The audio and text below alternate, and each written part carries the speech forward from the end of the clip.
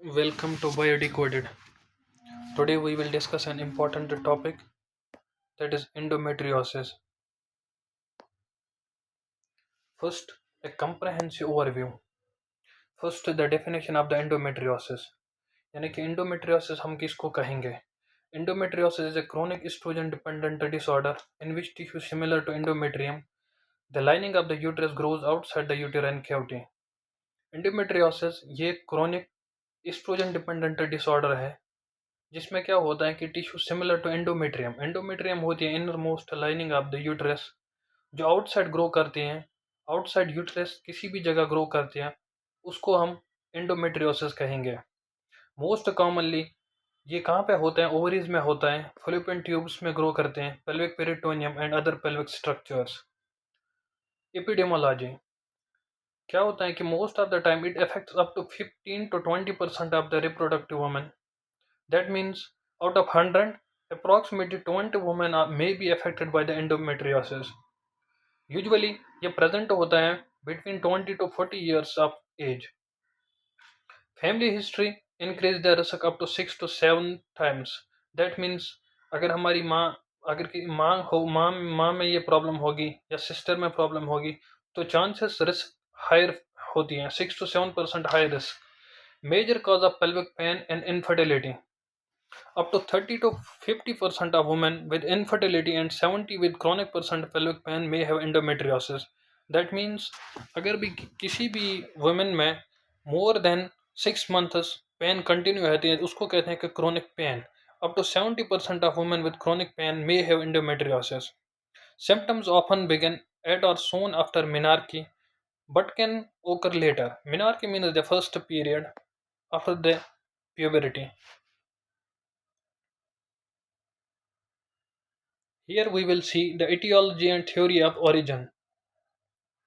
First theory, it is called as the retrograde menstruation. Also it is called as Sampson's theory. Here you can say, according to this theory, it says that menstrual blood, it flows back through the fallopian tube and it can reach to the ovaries. Menstrual blood flows back through the fallopian tube into the peritoneal cavity and viable endometrial cells implant on pelvic organs. That means ये जो इधर से retrograde fluid endomet retrograde blood यहाँ से uterus से बाहर आता है फिलिपिन ट्यूब के थ्रू, ये कहीं भी ग्रो कर सकता है। अगर जहाँ कहीं भी ये ग्रो करेगा वहाँ पे ये प्रॉब्लम होगा कि ड्यूरिंग द नॉर्मल साइकिल फिर क्या होता है कि every month when under the influence of the estrogen जो inner most lining of the uterus endometrium grow करती हैं, जो ये बाहर लाइनिंग है वो भी ग्रो करेगी and also at the time the menstruation it will also lead to bleeding. And second theory is it is called as coelomic metaplasia. That means tissue transformation.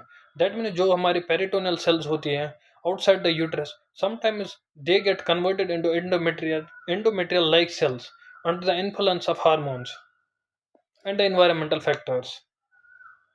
Third story, third theory is embryonic rest theory. It is also known as the Mullerian remnants. That means during during the development of the child in the embryonic development क्या होता है कि endometrial tissue develops from the remnants of the Mullerian duct cells left behind during embryonic development. Embryonic development के time जो भी female reproductive system बनता है, maybe some of the remnants of that tissue that can lead to the endometriosis. Fourth theory is lymphatic and hematogenesis separate. Just like cancer, जैसे cancer metastases होकर एक जगह से दूसरी जगह ट्रेवल करता है, according to this theory endometrial cells also separate through blood vessels or lymphatic to distinct sites. So fifth one is the heterogenetic implantation. That means endometrial cells implanted in surgical wounds during cesarean section scar endometriosis. That means surgery के time अगर by chance गलती से कभी क्या होता है कि जो एंडोमेट्रियल टिश्यू है वो किसी दूसरी जगह पर ट्रांसफर होगा, उसकी वजह से वहां पे वो ग्रो करता है under the influence of the hormones. Here you can see this is the pathophysiology of the disease. First क्या होता है कि endometrial ectopic endometrial tissue response to hormonal change during the menstrual cycle. Every month ये जो endometrial sales होते हैं ये grow जो करते हैं outside the uterus, they what they will do, they will respond to the hormone that is most of the time that is estrogen, and under the influence of the estrogen वो भी grow करेंगे, and after that it proliferates, breaks down and bleeds with each cycle. Here you can say after that repeated bleeding causes inflammation.